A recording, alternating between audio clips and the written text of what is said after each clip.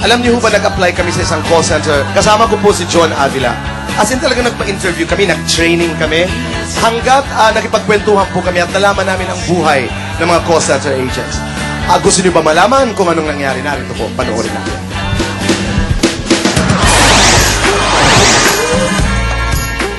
Mga misis, mister, kung trabaho ang pag-uusapan, may ilang nangunguna talaga. Ilan dyan? Ang pag-nurse, pagko-computer, at mga trabahong may kinalaman sa sales. Pero, iisa lang ang talagang nangunguna ngayon sa mga kabataan. Mapag-graduate man ng college o hindi, napakarami dyan. Ito ang ina-applyan, ang call center. Tinago po ng call center ang mukha ng trabaho, ng gabi, ng araw. Ngayong umaga, nais po naming maranasan kung paano mag-apply sa isang call center. Kasama ko po si John Avila. Anong nararamdaman? Para kang kinakabahan? Nervous na ako. Pinaghandaan mo ba ang interview na ito? Yeah. Sana they like my resume. Aba, ikaw naghanda niyan? Talaga, ako naman, pinagkusayan ko talaga ang aking sinulat dito. Kaibigan tayo nasa Sykes. Titingnan mo natin kung makakapasa po kami ni John. Sabi niya, sana ay magustuhan ang kanyang resume. Ako naman, idadaanin ko na lang sa projection. Naku, makapasaya kaya ako sa matinding proseso ng pag-a-apply. Habang naghihintay na tawagin kami para sa aming interview, sinamantala ko muna ang pagkakataong masolo si John. Ako muna ang mag-i-interview sa kanya. Kumusta? Congratulations on your show. Congratulations. Salamat dito, boy. Kumusta ang buhay? Paano nabago ang iyong buhay sa iyong palabas? I'm more tired, more puyat. But that's good. It's a job. It's a good thing. It's a good thing. Ang sarap mapagod pag nagtatrabaho. Yes, I like being busy. Mr. Avila, it's your turn. Mr. Avila, good luck, ha? Saved by the bell naman itong si John. Basta ako mag-i-internalize muna habang ini-interview siya sa loob. Tara, silip tayo. Kinakabahan ka ba, Mr. Avila? Hindi mo naman ito unang trabaho, di ba? Oh, no. Yeah. No. So, ito na si Marge Casio. Siya yung HR na mag-interview sa'yo. Hello. Hi. Nice to meet you. I'm John Avila. Have a seat, please. Thank you. So, John, how did you hear about Sykes? I actually applied through a newspaper. I'm actually looking for a full-time job right now. A full-time job. I have experience in sales. I speak a little Tagalog. Okay. I speak English also, ma'am. I used to sell windows Okay. using the phone. Okay. I was born in UK, and I'm here in the Philippines, and I'm actually looking for a full-time job to support myself, and I'm very nervous. Kaibigan, tingnan nyo nga naman si John. Ang amo-amo. Kabado nga. Oh, don't be. It's fine. Is this your first time to be interviewed? Yes, opo, ma'am. I hope you don't mind. I'm taking down notes while you answer my questions. That's fine.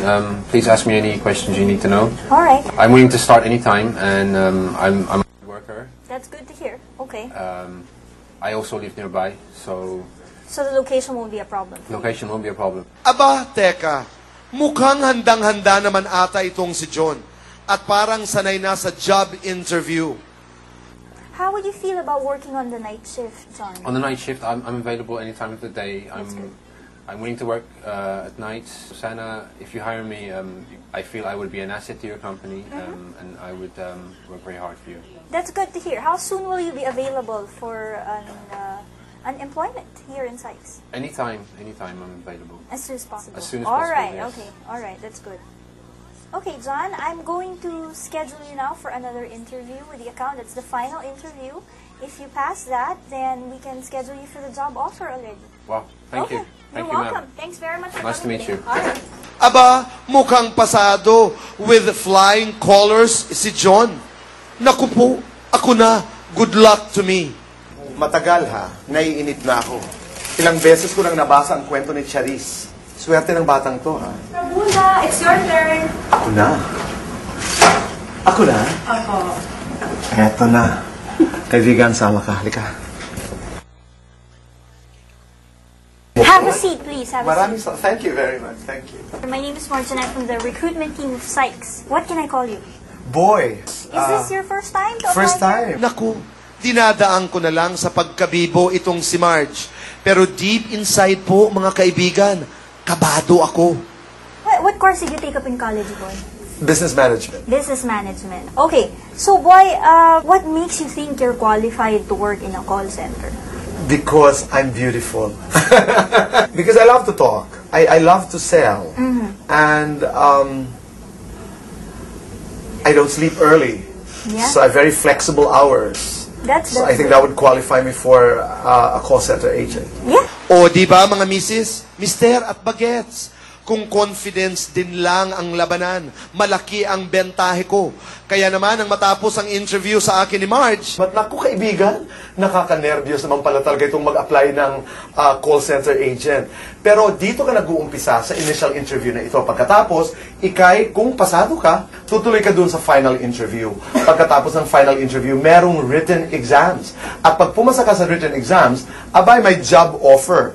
Pagkatapos ng job offer, may training. At yan ay pagdadaanan naming lahat. Pero may shortcut dahil, boy, ang Christmas po ito. So pagkatapos ng interview na ito, abay doon na tayo didiretso sa training. tulad nga ng sabi ko, hindi isang interview lang ang dadaanan mo para maging agent sa kahit saang call center. Pero dahil sinusubukan lang naman namin ito ni John, diretso training na kami pagkatapos ng first interview. Maybe you'd like to try. Yes, hello. Are you a newbie? I am. Oh, please have a seat. Hi, John. Hello. My name is Boy. Hello, boy. What's your name? My name is Mike. I'm your English trainer for today. Thank you, Mike. Nice meeting you. I'm Boy. All right. Before you stepped in, we were just about to begin the lesson. Para talagang English class ang pinasok ko. May lesson plan agad si Sir Mike. Ganito pala ang training. Parang exciting. All right. Communication is all about interactions. In the case of a call center, though, we use more of verbal comm.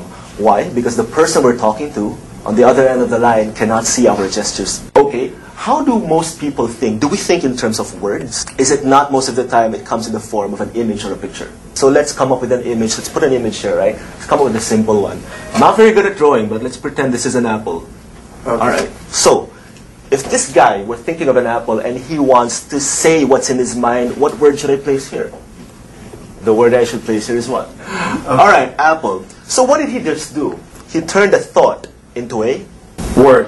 Naku mga kaibigan, sa training pala sa call center, babalikan mo talaga ang basic lessons mo sa komunikasyon.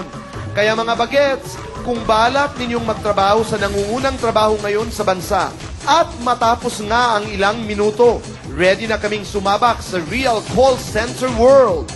Pero alam niyo kaibigan, John, ibang dating ng call center agent. Para sa akin ha, Napansin ko na medyo mabigat yung trabaho nila. It's a hard job talaga. ano ba ang buhay ng isang call center agent? Dahil sabi nga nila, naiiba ang araw, dahil ang araw ginagawang gabi, ang gabi ginagawang araw. Mamaya, malalaman natin kaibigan. Dito lamang po sa Boy and Chris. At susunod, sus ko po, eto na, magko-call center na kami. Hello? Thank you for calling Sykes Asia. My name is Boy. May I help you, please? Thank you for calling Sykes Asia. My name is John Avila. How may I help you? Oh, hi, John.